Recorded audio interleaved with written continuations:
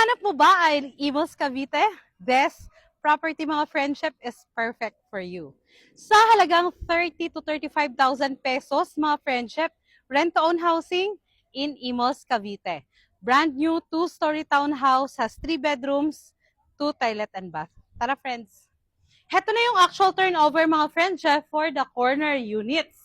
Ang kagandahan dito mga friendship, kasyang pumarada ang dalawang SUV mo. Halika friends! Ito ang Amanda Model Unit, corner unit mga friendship. So heto na yung actual turnover niya friends, naka-tiles na. And syempre meron na din siyang sliding window and grills. Yan. So dito sarado. Ito mga friends, ang toilet and bath. Yan. Ito mga friendship ay bank financing only. At ito po ang kitchen sink niyo friends. Ito po mga friendship, the service area. Ayan. So, pwede mo din siyang pagawa ng isang bedroom dyan friends. Pasok friendship. Ayan, bonggang-bongga. Pang all this. Especially kung meron kayong kasamang senior. Halika, friends! Yes, kasama na pala yan sa turnover friendship.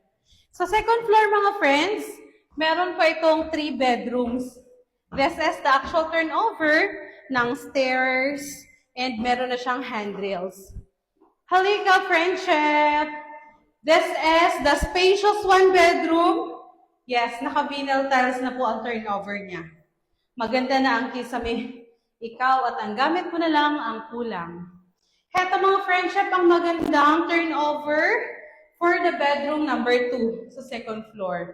Malinis, makinis, gamit mo na lang ang kulang. Siyempre, merong shared toilet and bath in the second floor mga friendship. Perfect. What you see is what you get na.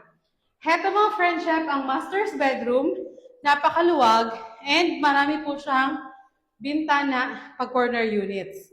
Heto po friends, meron din siyang toilet and bath for the master's bedroom.